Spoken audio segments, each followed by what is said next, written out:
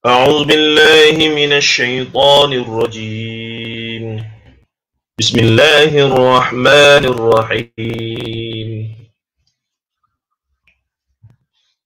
قل من يرزقكم من السماء والأرض أم من يملك السمع والأبصار ومن يخرج الحي من الميت ويخرج الميت من الحي ومن يدبر الأمر فسيقولون الله فقل أفلا تتقون.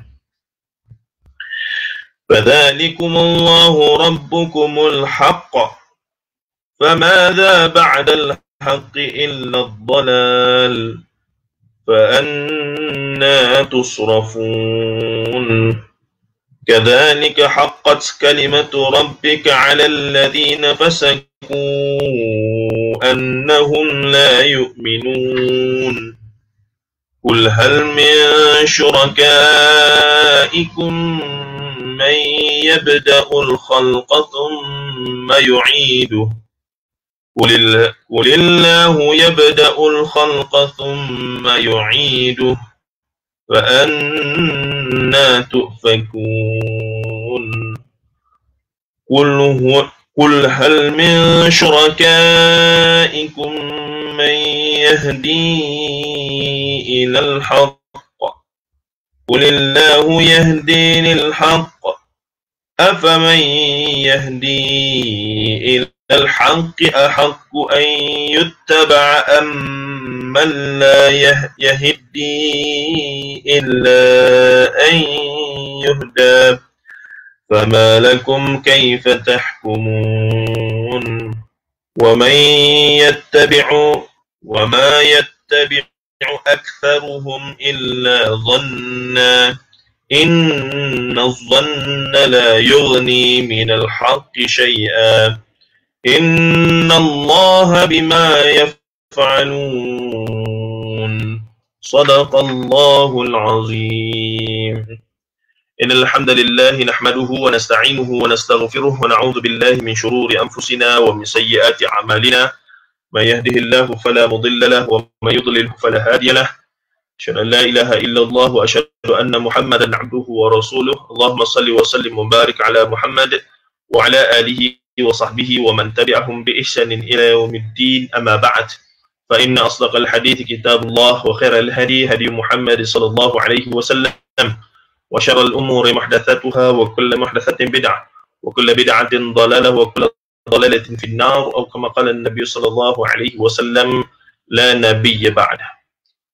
Alhamdulillah, sahabat-sahabat dan Allah Ta'ala sekalian, saudara Syahbanun, Assalamualaikum, Waalaikumsalam. Terima kasih kerana bersama. Mungkin boleh respon ya sahabat-sahabat yang baru bersama ni, sama ada suara saya didengari ataupun tidak. Khawatir juga tiba-tiba kita sedang bercakap seorang ke macam ni. Baik, hari ni kita lewat sikit sebab saya bertelefon dengan sahabat yang penting tadi ya, ada isu penting sikit. Baik, Alhamdulillah, malam ni secara pantas kita masuk bab yang ke-18 daripada kitab Riyadhus Shalihin min Kalami Sayyidil Mursalin. Sesi kita ini berbaki lagi 2 malam sahaja, dan malam ini tajuknya agak panas, itu berkaitan dengan bid'ah. Satu tajuk yang tidak suka ataupun tidak gemar dibincangkan oleh kebanyakan asatizah mungkin, disebabkan ada satu perspektif bahawa siapa yang bincang pasal bid'ah ini adalah golongan suka menyesatkan dan seumpamanya. Ala kuliah kita kena ingat orang yang bercakap tentang bid'ah ini adalah Al-Quran sendiri. Maksudnya ada sebuah kalimah lah iaitu badi'us samawati wal ard, seumpamanya. Badi' ini asal kalimah yang asalnya bid'ah itu. Dan yang menyebutkan bid'ah dalam agama, bid'atu fiddin ini, selain pada para ulama mukhtabar, adalah juga termasuk Rasulullah SAW sendiri ya, yang melafazkan, yang menggunakan kalimah bid'ah dalam arti kata menyabitkan golongan yang merosakkan agama ini dengan mencipta perkara-perkara baru dalam agama. Dalam arti kata urusan akidah dan ibadah adalah Rasulullah sallallahu alaihi wasallam. Saudara Khairul Arifin, terima kasih atas kesudian sentiasa bersama. Minta maaf agak lewat malam ni ya. Baik, jadi bab yang ke-18 ini adalah larangan bid'ah. Sebagaimana Al-Imam An-Nawawi rahimahullah dalam kitab dia yang lebih kecil, iaitu Matan Arba'in An-Nawawiyah, hadis 40 Imam Nawawi itu pun ada satu hadis yang secara jelas menyebutkan tentang tentang bid'ah itu. Yang ni para ulama yang benar-benar ulama tidak akan rasa reluctant untuk nak bincang secara ilmiah, bukan secara untuk menghukum. Tidak. Kita balik pada metod dakwah ya, ud'u ila sabili rabbika bil hikmah wal mau'izatil hasanah wajadilhum billati ahsan. Dan pada saya ayat ini bukan hanya ada 3 metod, 3 uslub, tetapi ada metod yang keempat, iaitu pada ayat yang terakhir yang jarang diberi perhatian atau diangkat menjadi ciri yang keempat itu, iaitu Allah menyebutkan inna rabbaka huwa a'lamu biman dhalla an sabilihi wa huwa a'lamu bil muhtadin.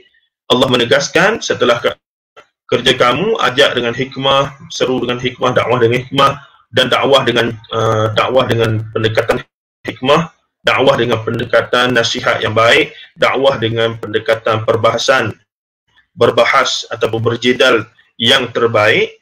Dan juga yang keempat, inna rabbaka huwa a'lamu biman dhalla an sabilihi wa huwa a'lamu bil muhtadin. Metod ataupun uslub yang keempat adalah bagi saya, dan saya kemukakan itu walaupun para ulama tidak mengemukakan ya, mungkin mereka ada alasan mereka, daripada saya ada keperluan di situ, iaitu metod yang keempat dalam dakwah berdasarkan ayat ini adalah tidak menghukum.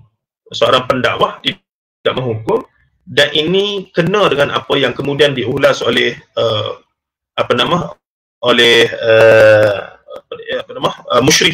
Mursyidul Am Ikhwan Muslim yang kedua, iaitu Syekh Hasan Hudaibi, yang menulis kitab yang bertajuk Du'at la Qudah, ataupun dia berkata nahnu du'at wa lasna qudah. Kita pendakwah bukan penghukum, bukan pengkafir, bukan penyesat, bukan apalagi pemusyrik dan seumpamanya. Tidak.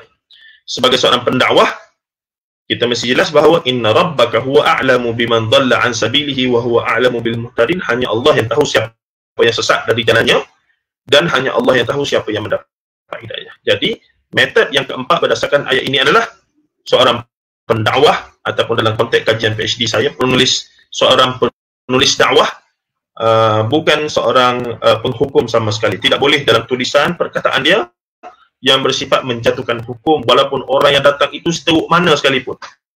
Hatta kalau orang kafir pun datang, kita tak boleh kata awak ni confirm neraka lah.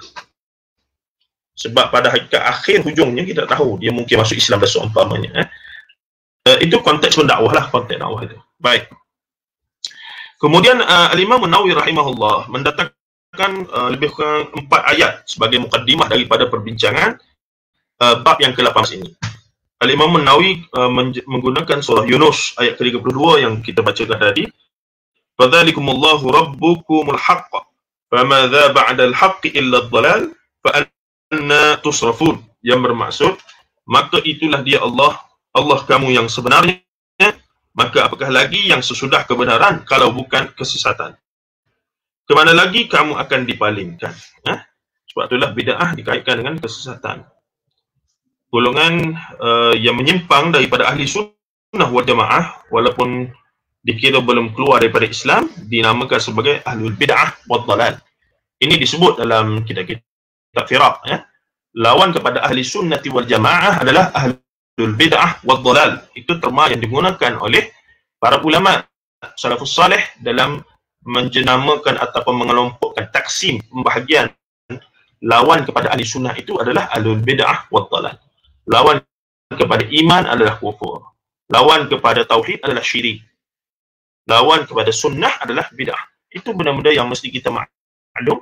Karena kalau kita tidak buat muqaranah perbandingan begini, maka akan lahir masyarakat yang selalu saya sebut dalam kuliah-kuliah saya, seorang muslim yang baik, yang soleh, jaga solat, puasa, zakat, hajinya, tapi dalam masa yang sama dia tak sedar dia masih bermuamalat dengan perkara-perkara syirik. Dia soleh, solat, puasa, jaga akidah tauhid, tapi dalam masa sama dia tak buang semua perkara yang boleh merosakkan akidah dia yang ada unsur syirik itu. Dia tak buang perkara-perkara yang ada unsur bid'ah yang boleh merosakkan amalan dia dan seumpamanya. Ini sebab tidak jelas bahawa Islam itu, contohnya akidah tauhid kita, bila kita isbatkan Allah tu esa, kita mentauhidkan Allah dengan mengisbatkan Allah dengan segala sifat kesempurnaannya, maka wajib untuk kita menafikan segala perkara lain yang sama ataupun yang boleh merosakkan tauhid tadi. Masalah kita mengisbatkan tak ada masalah, tapi menafikan segala perkara lain tu, sebab pada kita perkara-perkara lain tu macam okey lagi untuk duduk bersama dengan akidah tauhid kita. Itu yang jadi persoalan yang belum selesai kalau kita tengok dalam sebahagian daripada pemikiran beragama orang Melayu kita yang menjadi bidang kajian saya, yang saya tulis buku pun tentang Israiliyat Hadis Maudhu' dan Fitnah Sirah di alam Melayu, yang tahun lepas kita keluarkan buku yang bertajuk apa dia? Khurafat, Tahyul dan Mistik di alam Melayu. Itu semua untuk menjelaskan perkara tersebut, untuk menegaskan bahawa mesti kita tahu batas-batas, mesti kita tidak keliru antara benda yang berbentuk saqafah, jadi maka sebagai budaya ataupun warisan ataupun tradisi yang boleh diterima, kerana Islam itu agama yang tidak anti lah seni, budaya, warisan apa semua, tidak. Asas kepada al-aslu fil asya' al-ibahah itu ada pada perkara-perkara itu. Tetapi di sana ada perkara-perkara itu yang masih ada unsur kepercayaan i'tiqad ataupun kaifiat yang jelas bertentang dengan akidah dan juga syariat kita untuk ibadah. Jadi semalam saya forum dengan forum mingguan bersama dengan Profesor Emeritus Datuk Paduka Dr. Mahmud Zuhdi Haji Abdul Majid dan Dr. Muhammad Kamil Haji Abdul Majid. Jadi antara benda yang kita bincang ni khilafiyah. Semalam saya tanya soalan pada Dr. Kamil, biasanya yang menyebabkan dolal, kesesatan dulu ni, dia mari dengan akidah dulu ke, dia mari dengan ikut amalan dulu, amalan yang bid'ah tadi, amalan yang ajaran sesat ajar tadi. Maka kata Dr. Kamil, berdasarkan sejarah pemikiran, biasanya bermula dengan amalan dulu. Pergi kubur dulu, bukan pergi kubur tak ada masalah, pergi kubur dan puja kubur.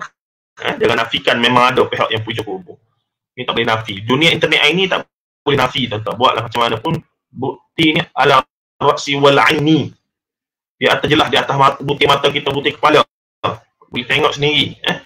Makanya jadi kata Dr. Kamil semalam bahawa kebanyakan yang akhirnya menuju kepada kesesatan akidah ni bermula daripada terikut-ikut ataupun duk beramal dulu dengan amalan-amalan yang dikategorikan sebagai bid'ah tadi lah. Dia ikut dulu orang ajar, lama-lama dia jadi i'tiqad. Baiklah, kata Imam Nawawi rahimahullah ataupun Buya Hamka dalam menafsirkan surah Yunus ayat 32 ini, yang berbunyi ayat tadi tu, iaitu fadzalikumullahu rabbukumul haqq famadza ba'dal haqqi illa ad-dhalal fa anna tusrafun. Maka itulah dia Allah kamu yang sebenarnya, maka apa lagi yang sesudah kebenaran kalau bukan kesesatan, kemana lagi kamu akan dipalingkan. Kata Buya Hamka, artinya ialah kalau mereka memang kamu telah mengakui bahawa yang menjadikan, mencipta dan mengatur ialah Allah, maka dialah yang patut kamu sembah. Jangan kamu hanya mengakui Allah menjadikan sesuatu sebagai ilah, tetapi dengan sendirinya hanya dia pula yang patut kamu puja dan sembah sebagai Rabbun. Kalau kamu tidak mengakui, tidak ada. Kalau kamu telah mengakui tidak ada yang menjadikan segala sesuatu kecuali Allah, tidaklah benar kalau ada lagi yang lain yang kamu sembah sebagai Allah, bagaimana saya terangkan awal tadi. Di sinilah tergabung di antara uluhiyah dengan rububiyah. Dia mencipta kita, sebab itulah dialah ilah kita. Lantaran itu dia pula lah yang kita sembah, tidak disekutukan dia dengan kata lain, itulah rububiyah. Maka cenderung untuk berpegang pada taksim akidah rububiyah, uluhiyah, asma wa sifat sebagaimana yang digagaskan oleh Syekhul Islam Ibn Taymiyah. Namun ada satu fakta yang menarik saya dapat daripada pensyarah ataupun guru kami daripada Jabatan Usul daripada Kuliah Usuluddin, iaitu Ilmu Wahyu ni, Jabatan Usuluddin Perbandingan Agama, Comparative Religion, Profesor Madya Dr. Muhammad Azam. Beliau menjelaskan bahawa antara lain taksim akidah tiga ni, rububiyah, uluhiyah, asma wa sifat oleh Al-Imam Syekh Syekhul Islam Ibn Taimiyah rahimahullah ta'ala adalah untuk menjawab, untuk menghujat kembali taksim sesat daripada akidah Nasrani. Sebab Nasrani itu Trinity, 3 dalam 1. Tuhan Bapa dengan Holy Ghost-nya, dengan Nabi Isa-nya. Maka rububiyah, uluhiyah, asma wa sifat itu adalah untuk menjawab ataupun untuk membantah akidah Christian Trinity itu. Tapi kemudian perkara itu telah diangkat menjadi taksim akidah dalam arti kata taksim akidah yang menjadi qawaid al-aqaid yang dipelajari sebagai akidah Islam. Jadi ada konteks asalnya macam sifat 20 yang sebenarnya digunakan untuk menghujah pada Mu'tazilah. Dia satu kaedah qawaid al-aqaid, tapi kemudian telah diangkat menjadi satu soalan macam itulah akidah. Dia tak katalah, tapi soalannya. Jadi di sinilah perbelahan kedua pihak berlaku pada saya lah. Kita bincang-bincang, akhirnya setiap gagasan, setiap kaedah, setiap metod yang muncul itu ada dia punya sabab urut yang matlamat khasnya adalah untuk tujuan yang tertentu. Tapi kemudian orang kemudian mengangkatnya menjadi idea-idea umum. Kalau nak akidah salah, mesti rububiyah, uluhiyah, asma wa sifat. Kalau nak akidah khalaf, akidah Asy'ariyah, mesti sifat 20. Walha akidah Islam. Apa dia? Quran, hadis tu. Qul huwallahu ahad, Allahus samad, lam yalid wa lam yulad wa lam yakul lahu kufuwan ahad. Khalas, itulah tauhid yang mutlak.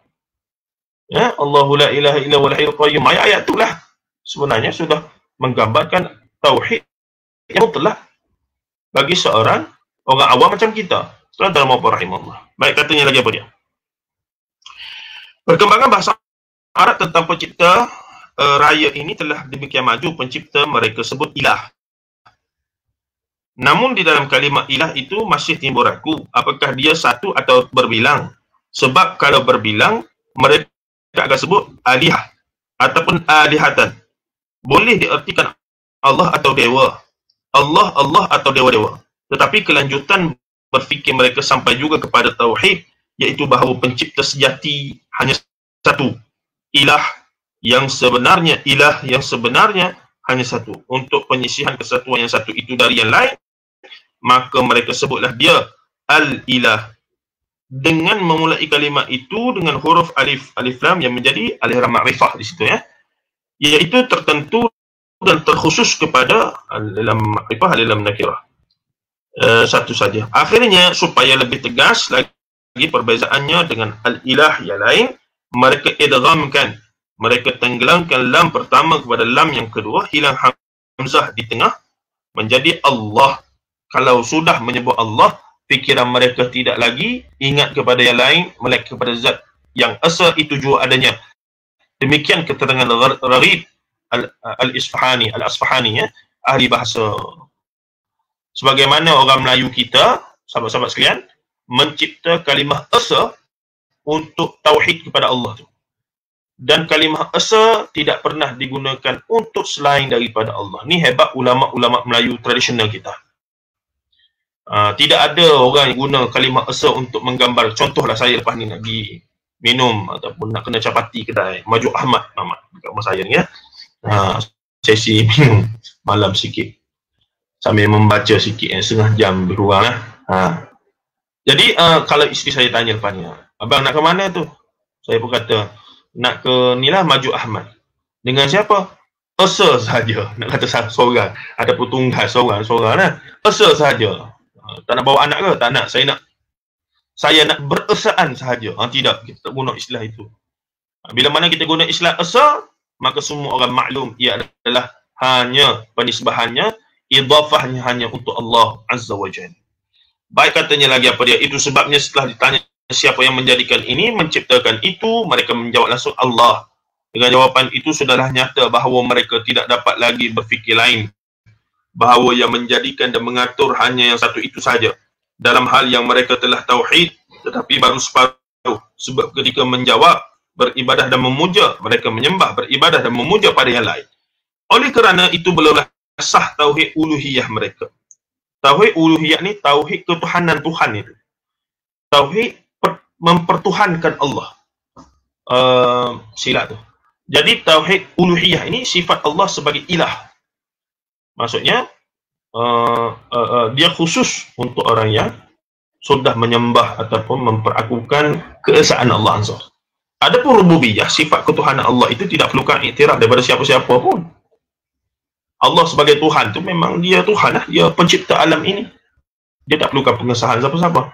Tapi tauhid ilahiyah adalah pengesahan hamba itu bahawa Allah tu benar-benar adalah Tuhan mereka. So, ini yang membezakan kita dengan orang yang syirikkan Allah.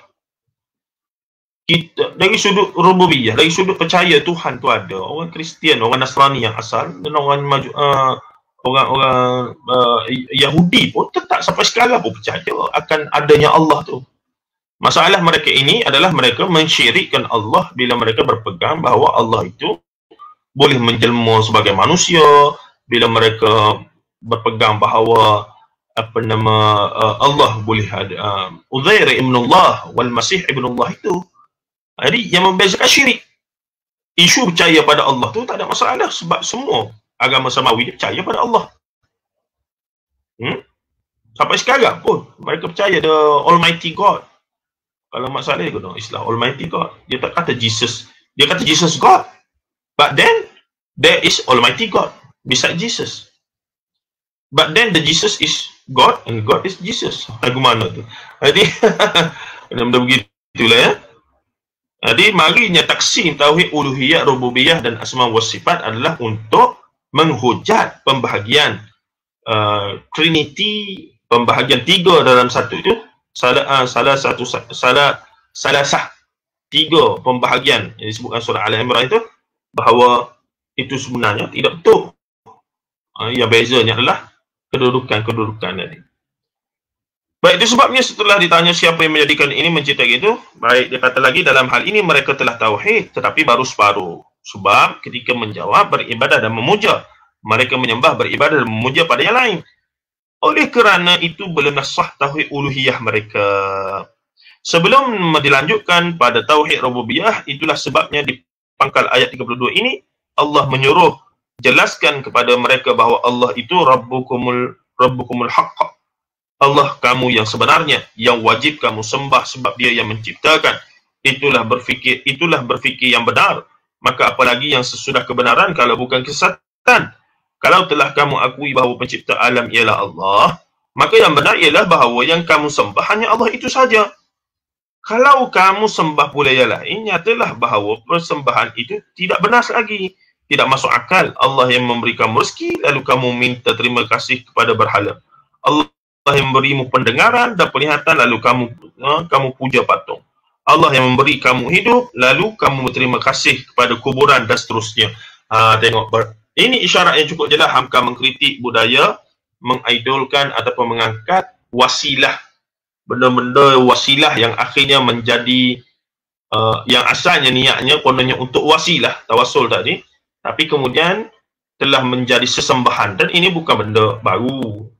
Sudah disebut dalam kisah kaum Nabi Nuh, Ya'u, Su'a, Ya'u dan sebagainya itu, bahawa mereka asalnya membuat simbol-simbol, patung-patung, gambar-gambar adalah untuk li'akram, untuk memuliakan, untuk bila letak tu jadi teringat pada kesalehan mereka dan maka kita pun terikut.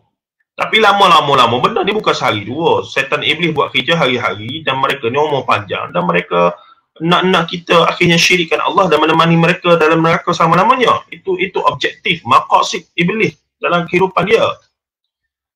Makanya setelah 50 tahun, 100 tahun, benda yang asalnya diletakkan dengan tujuan untuk penghormatan, dicipta penuhnya untuk teringat pada Nabi, maka tidak mustahil. Inilah kita kata penting satu zariah ini.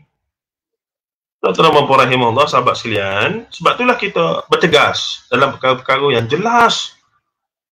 Data, previous data dah ada bahawa benda-benda begini boleh membawa ke arah itu. Contoh pun hidup tak ada lagi.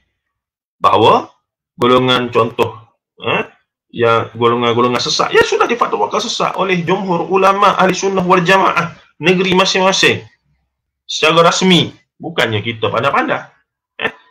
Makanya di situ kita sangat berhati-hatilah dengan perkara-perkara ini. Tuan-tuan dan puan-puan rahimahullah ta'ala. Baik, kita masuk tengok hadis dalam bab 18 ini. Hadis yang pertama, Aisyah melaporkan radhiyallahu anha melaporkan Rasulullah SAW menjelaskan sesiapa mereka-mereka dalam urusan agama ini yang sebenarnya tidak ada, ia tertolak. Man ahdasa fi amrina hadza ma laysa minhu fahuwa raddun. Siapa yang ahdas, mencipta mereka, benda barulah ahdas ni. Man ahdatsa fi amrina hadza ma laysa minhu fi amrina, dalam urusan ini. Urusan ini di situ adalah urusan agama. Urusan agama ni apa? Yang pertama akidah, yang kedua ibadah.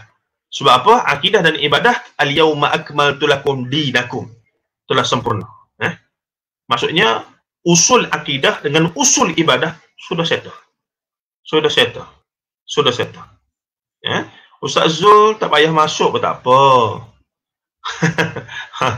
Kerana ia menggementarkan saya. Baik. Jadi Aisyah melaporkan man ahdatsa fi amrina hadza ma laysa minhu fahuwa raddun. Sesiapa yang mereka-reka dalam urusan agama kami ini, maka ia ditolak, direkakan oleh Imam Bukhari dan Imam Muslim. Dalam rekod Muslim, Aisyah melaporkan Nabi Muhammad SAW berkata, sesiapa yang mengerjakan amalan bukan yang kami perintahkan, amalan itu ditolak. Tuan-tuan, agama ini ada dasarnya, ada usulnya, ada furuknya. Dan dari sudut taksim hukum taklifi, yang wajib, yang sunat, yang harus, makruh, dan yang apa dia lagi, haram itu, maka selain daripada yang wajib, ada yang sunat dan yang harus. Tetapi di sana saya perasan, bila mana satu-satu amalan itu dikatakan diharuskan oleh segelintir ulama, sedangkan amalan itu setelah diteliti berasaskan sandaran yang cara nasnya tidak kuat. Dan dalam bab yang sama, bersepah-sepah nas yang kuat. Contohnya dalam kitab Riyadhus Shalihin ini. Walaupun ada segelintir hadis-hadis yang dikritik oleh ulama sebagai tidak mencapai had hasan dan dia dhaif li zatih ataupun dhaif li ghairih. Tapi nak katanya majoriti hadis dalam Riyadhus Shalihin adalah hadis-hadis yang dikira sebagai kuat untuk kita beramal. Jadi di sana wallahu alam, segelintir daripada hatta asatizah sekalipun sangat-sangat berminat untuk mempertahankan satu amalan yang diharuskan oleh ulama. Dan kalau kita faham harus ni apa dia, tuan-tuan? Kalau sunat, apa dia? Kalau sunat, jelas kena ada dalil. Barulah jadi sunat. Sebab tu mereka pun, alhamdulillah dalam bab ini mereka tak pernah kata benda tu sunat. Tapi mereka akan berpegang dan bermain dengan istilah harus. Tapi bagi orang yang belajar dan memahami aulawiyat dalam agama ni, antara sunat dengan harus, pastilah sunat tu lebih utama kerana confirm pahalanya sunnah yang sunat hukumnya itu. Nah, ada pun yang harus, wallahu alam, apakah dia punya kedudukan seumpama. Kalau kata okeylah, tidak berlanggar dengan syarak apa semua, dapat pahala. Tapi kalau tidak, jadi sia-sia, bahkan mungkin boleh dosa, wallahu alam. Sebab dia harus. Para ulama pun tak berani nak fatwakan sebagai sunat ke apa semua, dia kata harus. Walaupun ada istilah lain mandub, ada istilah istilah sebagai mandubnya, apa dia panggil lagi, macam-macam lah istilahnya. Mubah, dia seumpamanya itu. Mandub, mubah, dia seumpamanya. Jadi di sinilah kalau kita sedikit ada rasa ghirah untuk menjaga sunnah Nabi SAW dan ikut agama ni berdasarkan dengan niat untuk menjaga keaslian ketepatan itu, maka wajarlah kita berpegang, mencari amalan-amalan yang jelas lah. Lagipun Nabi SAW juga bersabda, ada hadisnya dalam hadis 40 Nawawi itu yang berbunyi da' ma yuribuka ila ma la yaribuk. Ada pun terbalik, da' ma yaribuka ila ma la yuribuk. Pergilah kamu, tinggallah perkara yang tidak bermanfaat kepada kamu dan pergilah kepada perkara yang bermanfaat, yang terang-terang, yang jelas. Pergilah daripada perkara yang meragukan kamu kepada perkara yang tidak meragukan. Baik, ni ada sahabat Safar Otai Safar ni. Ustaz, bagaimana ada orang kata penambahan dalam agama itu bagus dengan alasan apa salah lakukannya?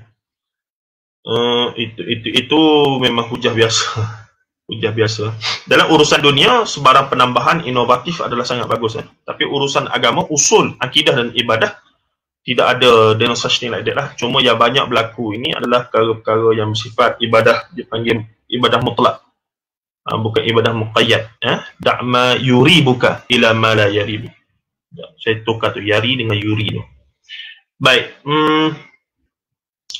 Kalaulah kita pegang kaedah itu, tuan-tuan, ya, maka agama ini boleh rosak lah. Contoh, contoh paling mudah sahaja. Kita solat raya tahun ni, kebetulan kita jadi Bilal di surau ni, kita kata saya nak buat satu benda yang bagus ni. Apa dia? Saya nak azan dulu sebelum solat sunat hari raya. Biasa takbir, ya. Allahu Akbar, Allahu Akbar, Allahu Akbar. Tak, ni saya nak azan dulu. Azan macam panggil solat Jumaat tu. Sebab apa? Sebabnya apa nama, benda baik. Kita azan lah dulu, apa masalahnya? Maka kaedah itu ataupun cakap-cakap itu akan merosakkan usul agama ini. Sedangkan solat hari raya secara jelas sudah dikaifiyatkan oleh Rasulullah SAW. Bahkan ada hadis dari riwayat Tirmizi yang menyebutkan salah seorang gubernur pada zaman Hajjaj, saya baca dalam dalam kitab apa nama Bahrul Madi Syarah Mukhtasar Tirmizi, ada seorang gubernur pada zaman kemudian daripada zaman khalifah ni lah, dia nak jadikan, dia nak mulakan solat hari raya tu dengan khutbah dulu, macam solat Jumaat. Jadi bila dia nak mula tu, ada daripada jemaah dia bangun, wahai penguasa, dia tegur direct, wahai penguasa, apa yang kamu buat ini tidak pernah dilakukan oleh Rasulullah dan para sahabat-sahabat baginda. Sebab solat Jumaat, solat hari raya, ya, solat hari raya ni benda yang jelas, kaifiatnya, kefarduannya itu jelas. Dia punya apa nama, syariatnya jelas, dalilnya apa semua, kaifiat kena baca apa, ada belaka, ada bab khas dalam kitab-kitab hadis. Jadi di sinilah bila mana salah seorang pembesar ni, entah macam mana dia nak baca khutbah, dia nak baca khutbah dulu baru nak salat. Dia kata nak buat macam solat Jumaat, kerana dia kata benda tu zaman Rasulullah sudah berubah, maka hari ni kita masih buat benda sama, cuma adjust sikit. Dan ketika itu ada orang tegur, dan teguran itu kemudiannya menyedarkan pemerintah sebut bahawa apa yang dia buat itu tidak tepat dengan sunnah Nabi SAW.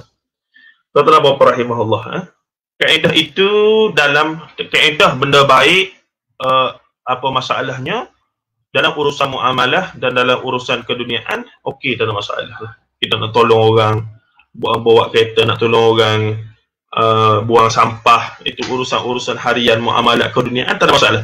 Tapi once dia masuk isu akidah dengan isu ibadah khusus, ibadah yang usul, maka kaedah itu adalah tidak terpakai. Dia mesti tengok SOP Rasulullah dahulu, SOP para sahabat dahulu, dan kemudian ulasan oleh para ulama muktabar. Dan sebenarnya kita berpegang pada mazhab pun adalah berpegang pada sunnah. Cumanya kita berpegang pada sunnah Rasulullah berdasarkan kefahaman mazhab Syafi'i. Kita berpegang pada sunnah Rasulullah berdasarkan kefahaman mazhab Hambali. Cuma dalam banyak-banyak tu, kalau kita belajar lebih sikit, akan ada pandangan yang paling dekat pada perkiraan kita, yang paling kuat dan paling tenang untuk kita amalkan. Di sini kita berhak untuk beramal jika kita belajar dan kita tahu sumber dan dalilnya dan cara istidlal para ulama apa semua. Kita berhak untuk beramal untuk diri kita. Wallahu alam. Tuan-tuan dan puan rahimahullah. Panjanglah perbahasan ni, tak habis-habis. Tapi kalau kita benar-benar meletakkan diri kita bahawa kita nak yang terbaik, kita meletakkan aulawiyat antara harus dengan sunat, yang mana kadang-kadang perbahasannya antara afdal dan mafdul. Yang afdal, yang jelas dalilnya contoh, dan mafdul, itu jelas. Contohnya solat sunat tarawih. Of course lah yang afdalnya, lagi banyak lagi afdal. Afdal. Jadi pertembungannya bukan antara sunnah dan bid'ah semata-mata, tapi antara afdal dan mafdul. Yang aula, yang tidak aula, dan seumpamanya. Kata Bapak rahimahullah, agama ini yuridullahu bikumul yusra wa la yuridu bikumul usra, kata Allah Azza wa Jal. Jadi cuma mudah ini tidak bolehlah bermudah-mudah sehingga menjadi tadabu'ur khas, dan terlalu mengetatkan atas nama ihtiyat sehingga menafikan pandangan-pandangan lain yang juga berasaskan nas syarak, juga adalah satu bentuk kekerasan dan juga ekstremis, kekerasan yang tidak boleh mesti kita lenturkan. Jadi kebijaksanaan diperlukan. Wallahu a'lam. Sallallahu alaihi wasallam Muhammad wa ala alihi washabbihi ajma'in. Alhamdulillah rabbil alamin. Assalamualaikum warahmatullahi taala wabarakatuh.